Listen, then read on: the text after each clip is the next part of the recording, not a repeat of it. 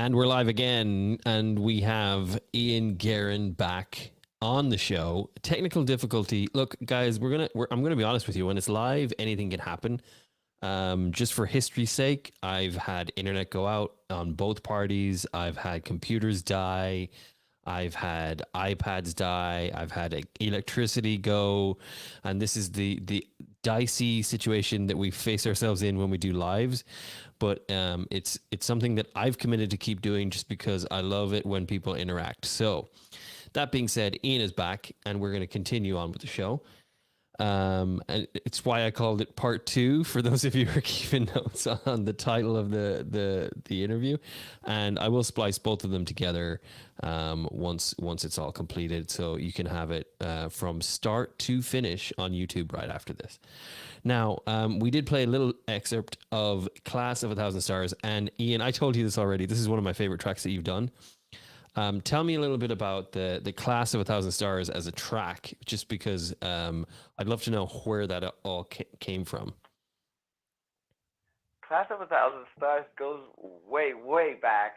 It was it was about to be the Olympics, a few ones back, and I had this friend and partner who I used to write songs with. He used to play the piano with me because he was a better player than I am, and he was very creative, and so we did demos. When we had spare days, he'd come over, and we'd do demos, and we'd have chats, and it was just very lovely. And so we wrote a song for the Olympics because there was a contest, and it was called "I Believe." And I remember I'm always on the production side as well because I like to participate when it comes to I want this drums, I want this sounds, I want this certain thing to sound this way and this certain instrument to go here. So I always directed him. I remember him telling me all like when he played me one of his songs, he'd say to me like, "I'm asking you to hear it, not to produce it." And so we were writing for that, and we wrote that demo, I believe. And there was this verse in the first part that didn't quite work out, but there was this second one that was very good, and it was the second verse from Class of 1,000 Stars, which later came to be Class of 1,000 Stars, and it was work is the key. If you have faith, love is the answer, and I always loved it, and so I kept it, and I kept it for a very long time. I'm talking about like 5, 6, 7 years, and once I was writing the album, Stars was actually the last song that I wrote for the album, and the first was Human Bright. So when I already had the concept together, which I'll get back to that in a moment, um, I said, now that I'm going to be talking about myself and about self growth and self empowerment, I need this one last mid tempo song to put everything together and make everything come uh, in a body of work that can actually make sense. So I said, this is the time for that verse. And I went back and heard the demo, and there it was, and it was exact. I think it was in third person, and that was the only change. Like, because first you'll give, then you'll receive. If you'll believe that it will happen, but that was the only thing. And I was like, I always knew that this was perfect. So I took that verse, and we started production on the music, and then we also had on that song, I believe the demo, we had the part where you say, "I don't look back for the past has passed," but it was a slow song. It was like, "I don't look back for the past is past," you know. It was like a protest song, and it was slow, and so I took that as well and said, "Well, okay, I'll use this," and then there was the "I believe" part. Say, I believe, I believe in myself. So I decided to speed it up, and so I had all those parts and said, this is a song that I always believed in, and for many reasons we couldn't make it work beforehand, and I think that that's because life's timing is perfect. And then I just wrote the first verse, which I actually thought was one of my most defining of the whole record, when I said like talk about ruining a good thing. That's the only thing I said to myself. Just as I said it when I said when I wrote Free Time and Roll the Dice. When I said that line to myself, like I knew I wanted to say something about not being seen because I'd never felt seen for for most of my childhood and my in my teen years. I never felt seen or heard or loved by anyone that wasn't in my family. So I knew I wanted to express that, and so I just went like I used to believe that I ruined everything that I got myself into, like whether it was a friendship or relationship, whatever it was. I used to believe that whatever I touched, I just ruined it, and that I was bad news, and that no one should be around me, and that's just how I felt, and I felt like that for many many years. So when it came to that first verse that I needed to complete, like the whole of the song, I really wanted to say that I didn't fit the mold, and I really wanted to say that I I never felt seen, and so I just said to myself, talk about ruining a good thing. I always ruined everything, and to me, it was like saying, I'm the epitome of ruining. So that's why, and I said, well, I'll just rewrite it. As in Roll the Dice, I said I'll rewrite it when once I have the other stuff clear. I'll rewrite that part and make it clearer and more relatable. And then when I heard the demo over and over and over, because I bounce my demos and I keep them with me in my phone, and I constantly play them to myself to see what I can make better. And it just fit. I just liked it. I mean, I felt it in my heart. Like talk about ruining a good thing. I was always outside looking in, and that line was, those three lines. I was always outside looking in, trying to be seen. That's the most defining. I felt like I ruined everything. I felt like I was like that kid outside the candy store, always outside. And I think that you know when the designer, when the cover art designer was in the meetings with me, I wanted my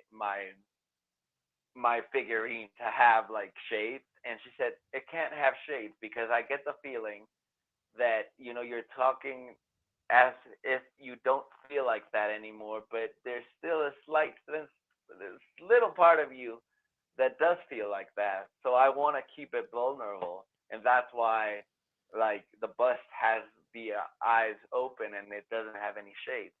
And It in a does, way, it she does read show it better your, than I. yeah, it does show your vulnerability for sure, and I love the lyrics. Um, and again, so we're to really kind of full disclosure, I feel like that is probably one of my faves on the album. But you have, so the tracks, just to go through it, the seven songs that were released on this album are A Child from Planet Earth, which is the title track. Human Bright, were All Broken Hearts, which We're All Broken Hearts is one of those tracks. We're not going to go through each individual track tonight just because I want people to actually go out and listen to this. But We're All Broken Hearts is one of those ones that it's a kind of a slow kind of just reminding people that, hey, we're all kind of brokenhearted at times. One World Apart is probably, in my opinion, one of your best lyrical songs I've ever heard because of the content and where it's coming from. But for me, this my second favorite song is a song I don't even speak Spanish, but my second favorite song is La Primera, and I just I love just everything about it. I love the fact that you've grown as an artist. I love the fact that you've gotten confidence in your Spanish singing voice, and it just really resonates with me because I know a little bit of, like from talking to you, that was something that was not something that you had confidence in before. So it took a lot for you to just come out and, like a raw nerve almost, just kind of exposed, and you put these two tracks out there, and they're being received really well. So I'm going to play my second favorite song, which is the La Primera song, and then we'll talk about your favorites on the album.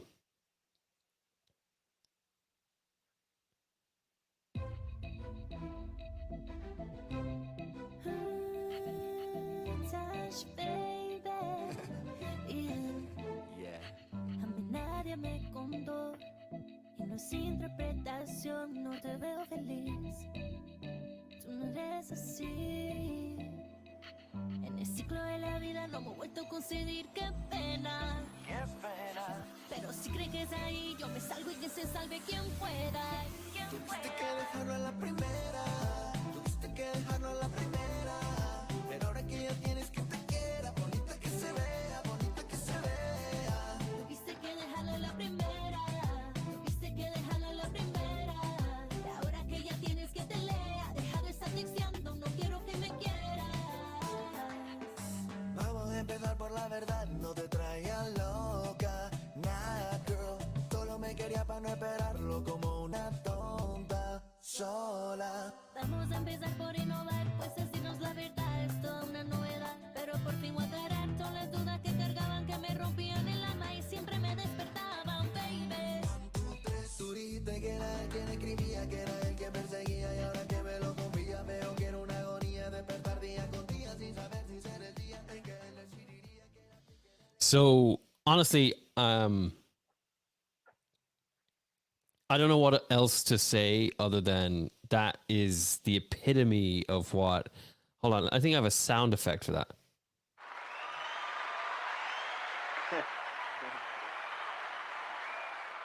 Legitimately, I think it's amazing. I think you've finally, I feel like you've hit a point in your career where you're and forgive me, but you're at this point where you don't care so much anymore. And that's not what I'm trying to say about the album, but you're more invested in what you're wanting to create versus what you feel like you should be creating. And I hear that in your music, because you talked about like, hey, I don't have any love songs to write, or I don't have any of this to write today, but I don't want to hear what you think I want to hear. I want to hear what you have to say. And I feel like these tracks have definitely done that. Human Bright is, every single one of these tracks has something to say. And I feel like the storytelling that you've done through your writing this time is more you, and it's more personal. I feel like, would that be a fair description of that? Of course, totally. Totally that. It's incredible to me because I have many musical artists on here, and I've had great people talk about how they go about their creative the creative side of their talent, and it always is, yeah, I'm trying to find something that people want to hear, or I want to make something that is popular or whatever. When you hear the likes of Ed Sheeran or any of those big artists, they just create. I have something to say. Is that, Ed Sheeran's most recent album is just him singing therapeutically about the loss of his friend and his wife getting cancer and all this stuff, and the songs aren't necessarily about that, but they're based off of that. And so he's not making anything for you to listen to. It's more like a therapeutic thing, but he released it and everyone loves it. And going back to what you've done, I feel like that's kind of the same angle. You're giving us a little bit of a read into how you're feeling, what you're going through, how you feel about the world, that, like you said about Class of 1,000 Stars, what you've gone through in your life that maybe made you the man you are today, and why you make the decisions you make. So that from 7 tracks and maybe 3 or 4 days of listening to the album, I feel like that's a pretty big accomplishment for someone to be able to read that from those songs. So you've obviously done something right there. Thank you so much. First and foremost, thank you so much. And you are so right. And I was thinking about 2 things as I was hearing all those awesome and kind words. Thank you. And thank you for comparing it to Ed Sheeran, who I respect and like a lot. And there's 2 things about this record, and one is about the track, A Child from Planet Earth track. When my cousin heard it, he said, and he read the words because I always when I showed him, I always show him the words and I play the track so that he can see it.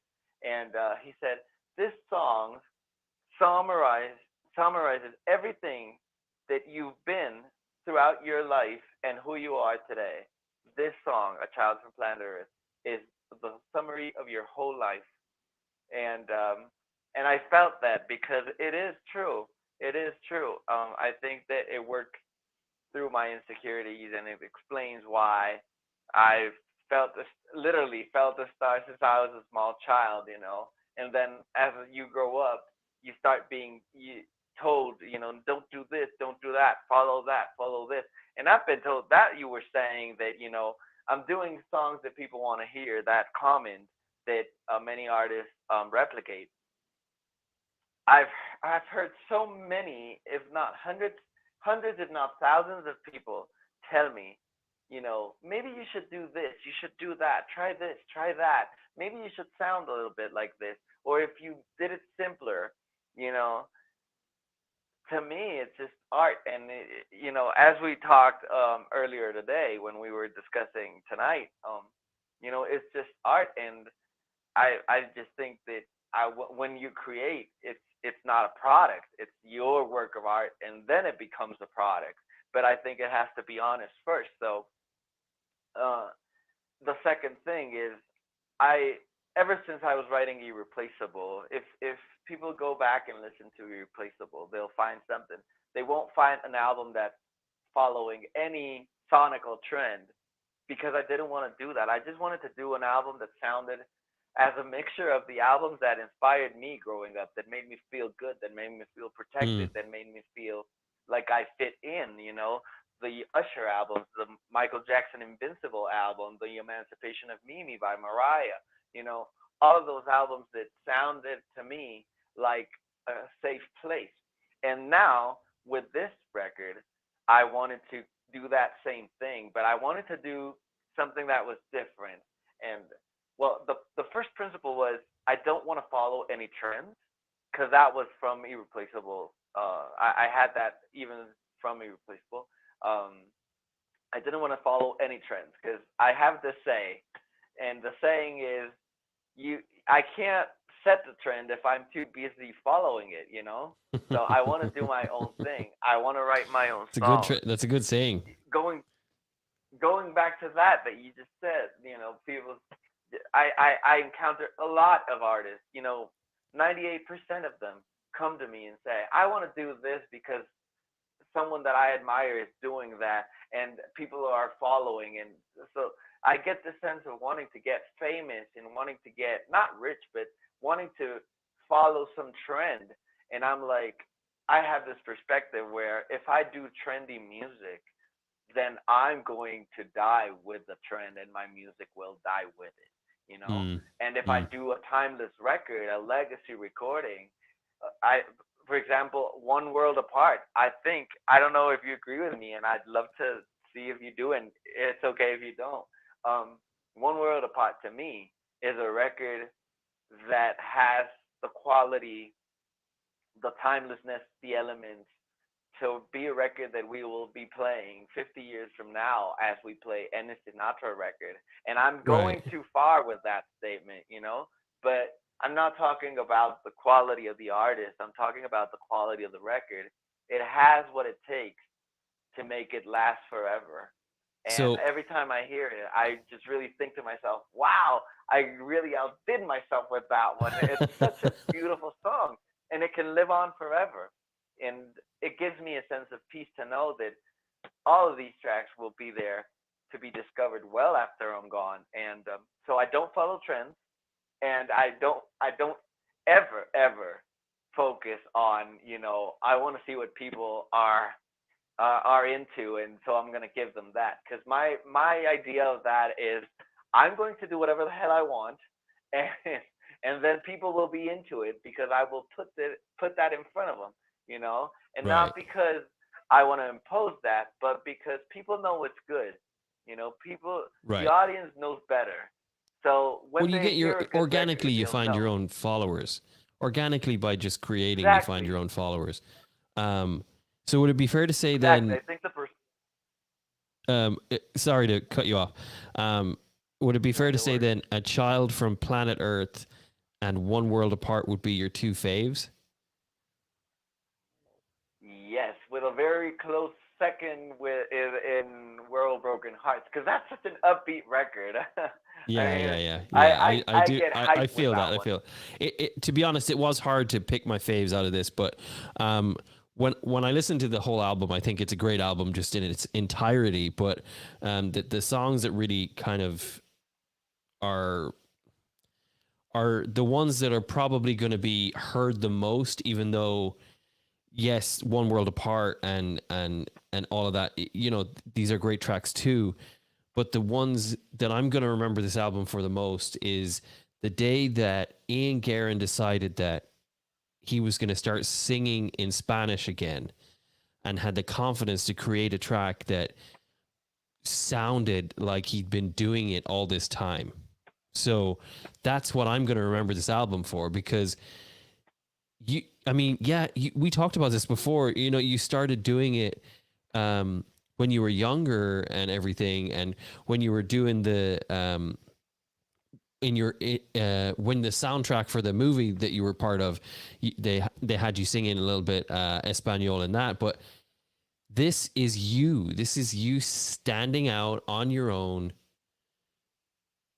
writing a track that you're like, okay, you know what? Everyone keeps telling me I need to do this, so I'm going to do this. And you did it. And gosh, you got to be confident now, dude. That's a track. I don't care what anyone says. It's a track. So, I'm going to play A Child from Planet Earth because we've heard I could be, I'm going to start convincing you that it's your favorite in a minute if I keep going. But, let's play Can I A just Child say from, something real quick about? yeah, go. Can I just say something real quick about the Spanish track? People pushed me to write a Spanish track and release a Spanish track probably for the entirety of my career. They kept saying to me every time I showed them a track, the first comment I got was like, "Ain't you ever gonna release a Spanish track?" Not from the people that follow me for the English music, but from my inner circle. And I just heard that comment for the past, like, I don't know, good 10 years since I was in high school and whatnot, and I never did it. And it was one night, well, one dawn at 6 a.m. when I just sang that hook. Then, and I'd met Shot Records before, and he said, whenever you need a Nervin Latin song, you call me and I'll be ready to work with you. And I sang that hook. I recorded it in my phone. I called him the next day. I said I'm ready to work, and he put together something that I could work with for the demo because I didn't know how to demo any of the urban Latin sounds, and we were off.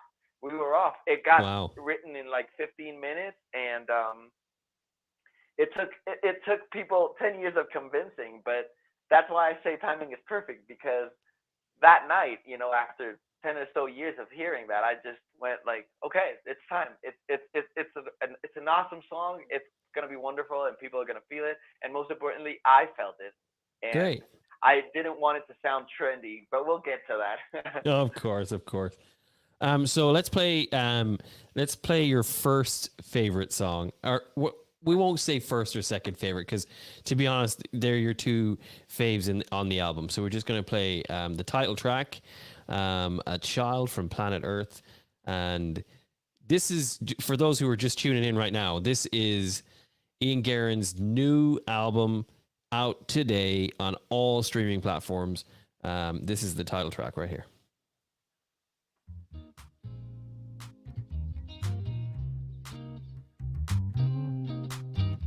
I've had big dreams and felt the stars since I was a small child. You left the sign to fall in line and follow who's in charge. I've had to fight to stay on track despite the many tries to talk me into doing what everyone thought was right. For what it's worth, I've paid my path. I've never been quote the usual. The more I answer, the more I doubt. I feel much wiser, but something's I don't know where I'm going, I don't know where I'll be next. For what it's worth, I'm just a child from planet Earth. I don't know where I'm going, I don't know where I'll be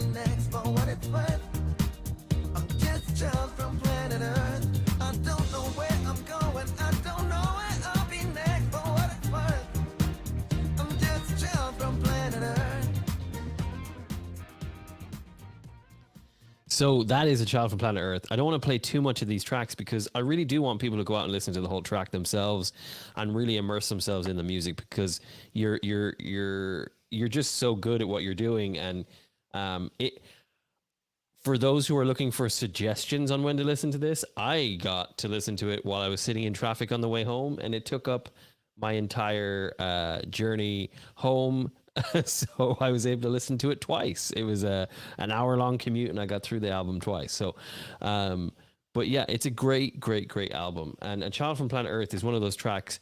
Like I said, like you said, it's about you. It's about your life story, but it's got that nice little catchy beat to it.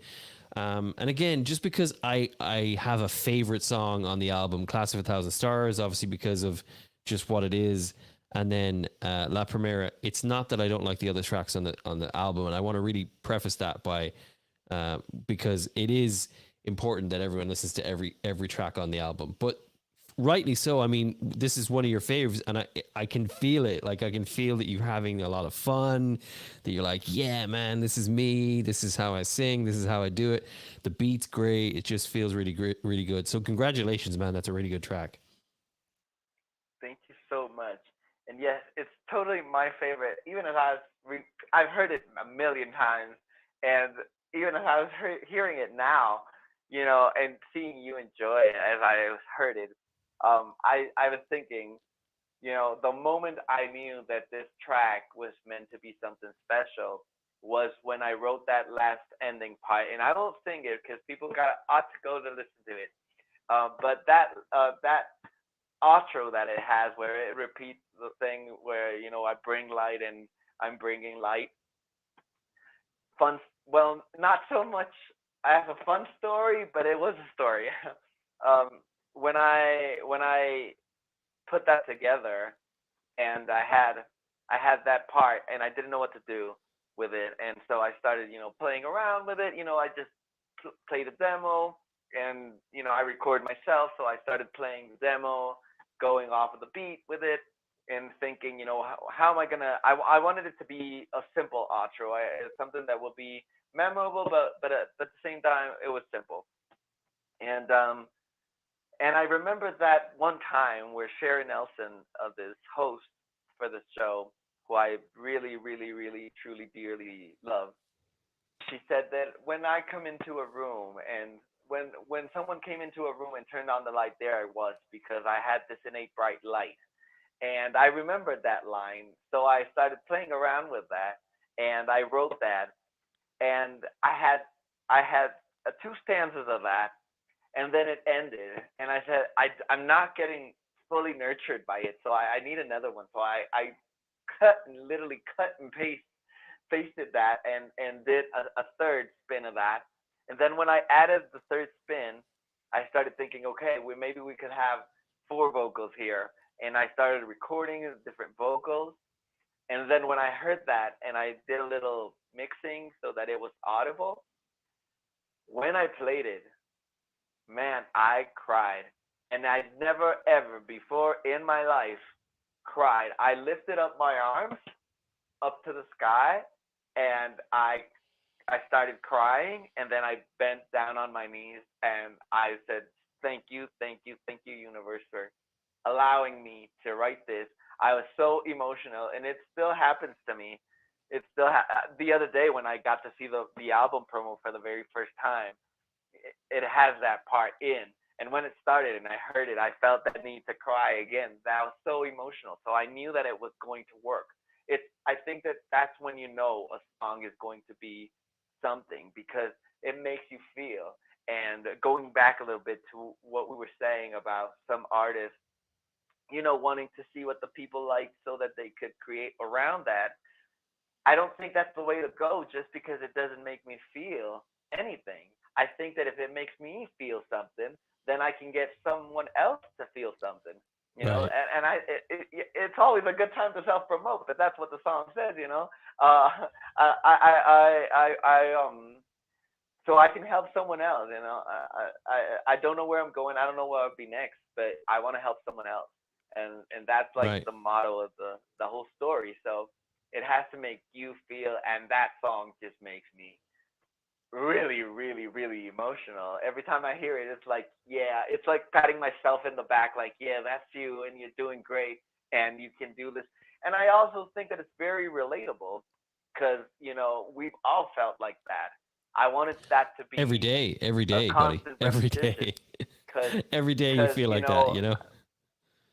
and can I tell you a quick story about that record? A few months back, I went to this event. My friend had a store opening, and one of his friends was there, and he was saying to me, "Well, what are you doing? What have you been up to? Any new music?" And I was like, "Well, I'm working on new music, yeah." And I'm very excited because I think I have the title track now. I know what I want to call the album, and I have the hook for it. And he said, "Oh, cool. What was it?" But imagine this at 2 a.m. in the morning with music blasting out of speakers. Yeah, we could barely hear each other.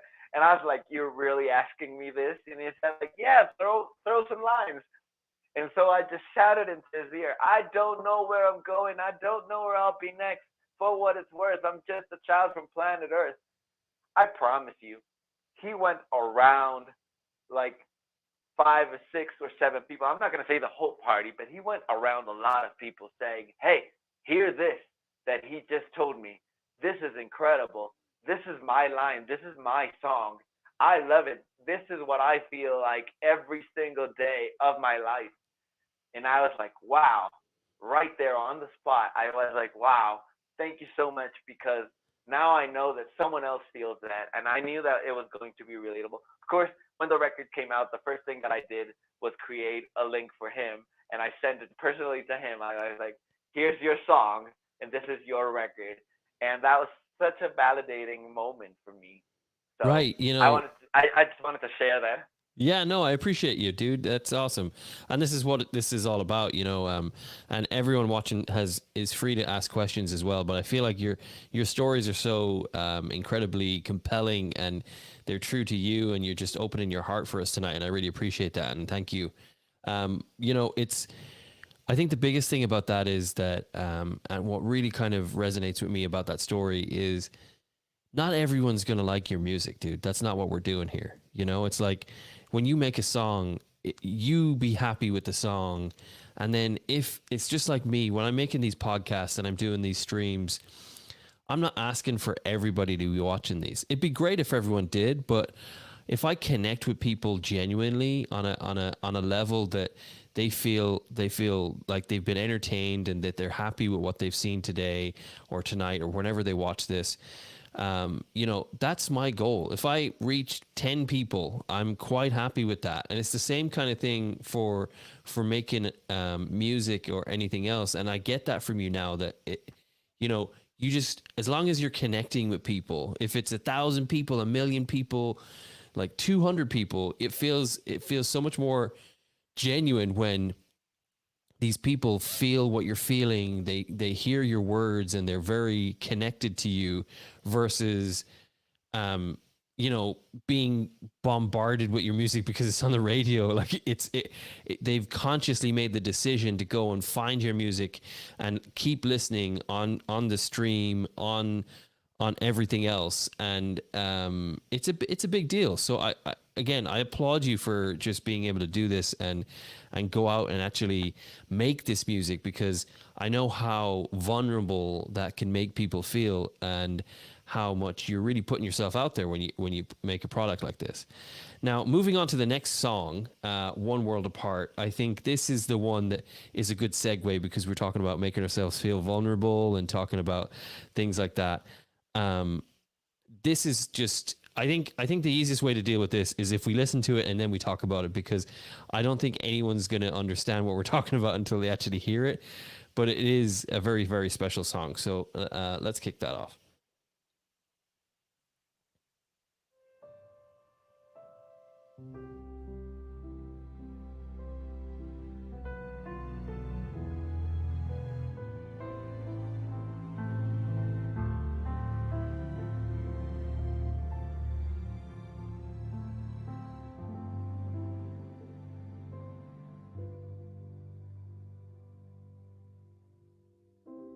I'm glad we're only one world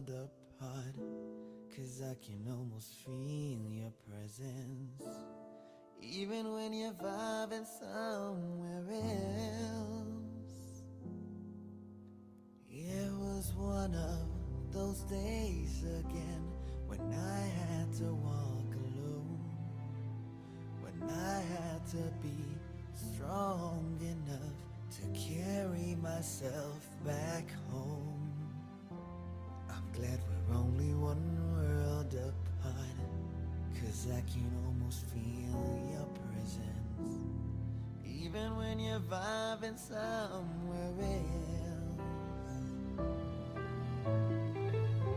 You see your writings on my wall, they guide me when I'm feeling lost. That light in my room is there just for you. Please read between the lines.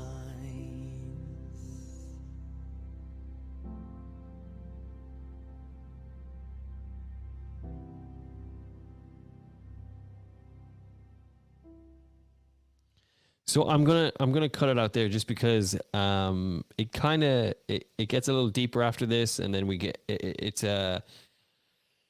again, it's just one of those songs that you're compelled. And it's funny because when you listen to music, you find yourself reacting to it live, and that's exactly what kind of happened to me just there. I'm listening to it, and even though I've heard it so many times over the last week or so, because I really wanted to, or when you sent me the track, sorry, I've heard it so many times because I've just, when I listen to something new, I want to hear every dimension of it. So it's on repeat. Like I go through every song on repeat. It's just how I learn the song, how I kind of examine how I feel about the song. There's some tracks you just hear and you're like, oh man, like that, like Free Time is one of those ones for me. But this is just one of those things. As soon as the piano plays, you're just like, oh yeah, this is it. This is what I want to listen to right now. It's just that relaxed. It's nothing. It's not like a beat. It's not anything. It's just Ian Guerin is just serenading me because I want to hear a song. And this is, it's just really, really great. And honestly, it's so different. Like why this dimension to your writing? What made you kind of write a track like this?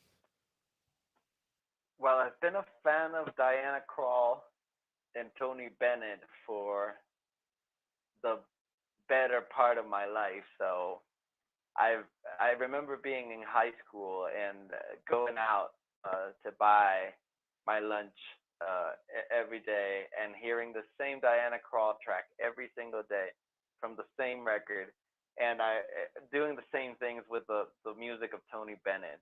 So I got inspired every time I saw her in concert. I said, I'd love to have, if not a jazz record, one that could emulate this moment that I'm feeling, like so nostalgic, so introspective, and with that deepness.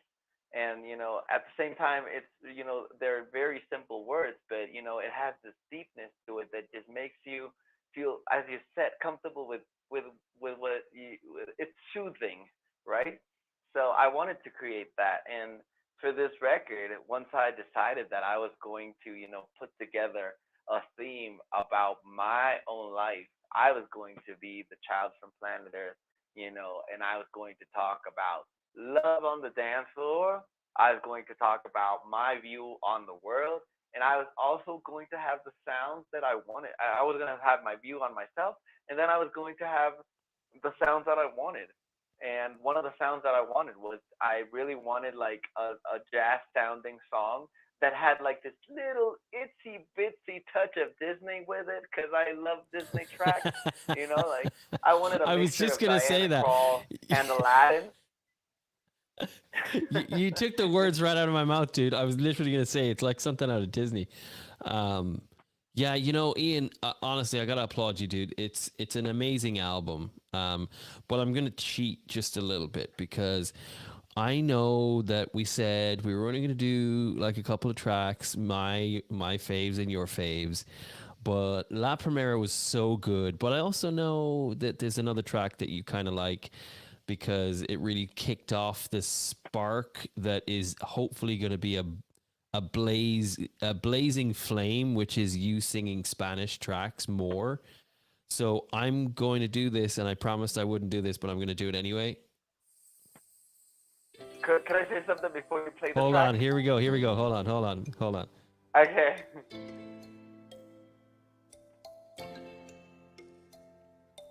Vamos a entregarnos el corazón bonito pa' pintar el cielo azul, azul clarito. Vamos a vibrar a nuestro propio ritmo. Vamos a criar juntos ese muchachito.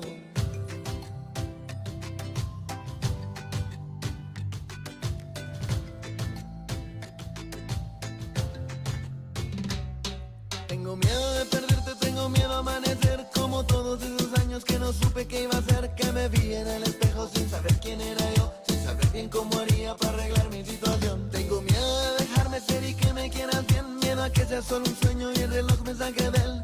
Miedo de que seas quien yo siempre esperé, miedo a que te pierda por no saberte querer. Vamos a entregarnos el corazón bonito pa' pintar el cielo azul, azul clarito. Vamos a vibrar a nuestro propio ritmo. Vamos a criar juntos ese muchachito. Vamos a entregarnos el corazón bonito pa' pintar el cielo azul, azul clarito. Vamos a vibrar a nuestro propio ritmo. Vamos a criar juntos ese muchachito.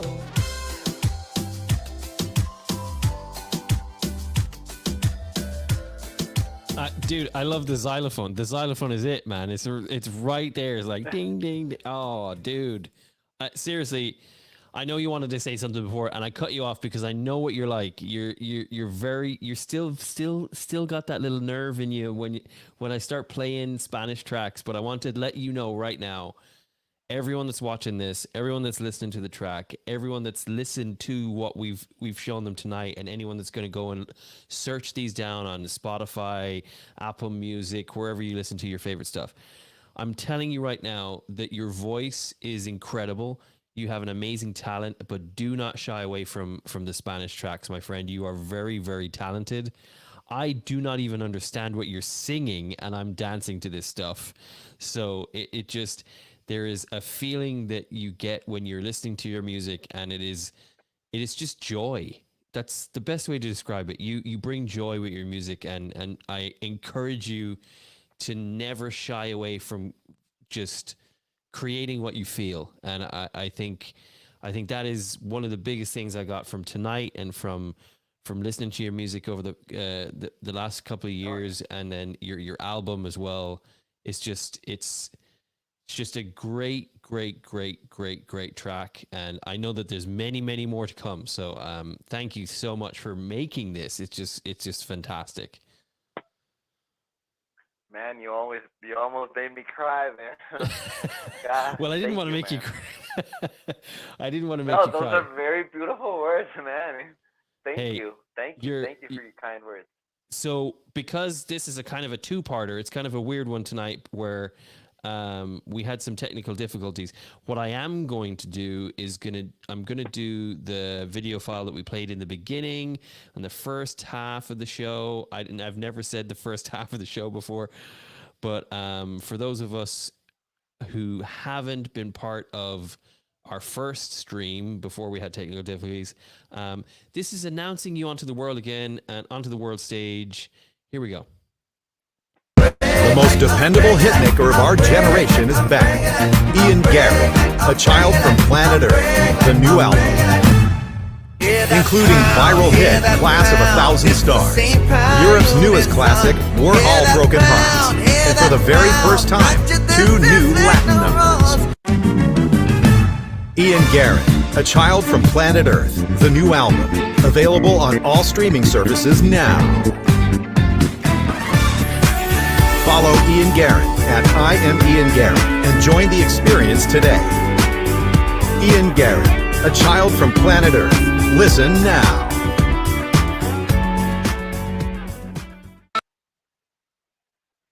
So Ian, we've been on air for an hour and 15 minutes, and I think honestly it's been an amazing hour and 15 minutes. We've gone through the tracks, we've gone through your past, we've gone through where it all began. We've listened to tracks from that were successful, and we've gone through your album that has just been released, A Child from Planet Earth. I feel like we've learned a little bit more about Ian tonight, and I encourage people to definitely go and check out and learn more, because if nothing else, this has definitely opened our eyes to the real man behind these amazing tracks. The album is called A Child from Planet Earth. You can see it right here in front of you. It's on Spotify, Apple, Google, whatever you listen to music on, it's everywhere. And the website you're going to want to visit pretty much immediately after watching this is www.ianguerinmusic.com. It has a bio. It's got pretty much everything. Looking at it while I'm talking to you, his bio's there. He's got music, pictures, videos. Everything is there. How to connect with him, but from Facebook all the way to Spotify and YouTube, it's all there. So if you want to hear more and see more and connect with this guy, he is literally everywhere. It's where I found him. I found him on Facebook. I would not have known about this man if it wasn't for Facebook and a mutual friend of ours. So hopefully tonight we can all walk away and say, Ian Guerin is the man, and we're going to go and listen to more music. I look forward to hearing more from you, and I hope that we get more of those amazing Spanish tracks as well, because you definitely have a talent for it, sir. But hey, you said the One World Apart kind of came from a Tony Bennett kind of influence. Maybe do a crooner album, maybe, I don't know. You could do it. It's always been my plan to, start crooning albums, Dude, I'm a crooner fan. And one of my dreams actually was to duet with Tony Bennett. Unfortunately, I couldn't get around to doing that. And I don't know if I'd be up to, doing like some posthumous thing, because I really wanted to do it with him. Right, growing up, I used to see him, in those documentaries, and I wanted to do it with him. But yeah, for sure, that's always been the plan. And singing standards, like there's gonna be a point where I'm gonna want to write some like big band songs later on in my career. I've written one actually that's in the vault. And I'm probably gonna write it's more. Popular but stuff. I'm also gonna want to sing the standards. Right. But you know what? It's popular stuff. All the big male singers seem to have had a crack at the whip. Just in the UK, Robbie Williams did an amazing one. Michael Bublé is known for his crooners. You go through the list of people and they've all had a crack of the whip. Why not, Ian? You can have a go as well. I think you're super talented, and when I hear it, one of the things I didn't say tonight, and we've said privately, is just the orchestration and the melodies and everything attached to these tracks. You put a lot of work into it, man. So I applaud your effort. It's definitely come to fruition, and I look forward to anything else that you're going to be creating in the future. That, unfortunately, is the last thing we can say it on the show. We've been around for, I feel like, the whole evening for some people, but I hope it was a joyous journey getting into the mind of Ian Guerin and seeing what technology does when we need it the most. It fails. But thank you so much, Ian. This has been another amazing episode of the Unscripted Perspective. And for those of you who tune in weekly, again, thank you for following me. Thank you for supporting me. I encourage you to support this man as well. We will be back again, hopefully next week, with another amazing episode, potentially another musical artist. And until then, be safe and go with grace. Thank you. Thank you so much for listening, and be sure to leave us a rating or review on your favorite listening platform. Be sure to keep in touch with us on Facebook and Instagram at The Unscripted Perspective. or you can visit us at www.theunscriptedperspective.com. Come on!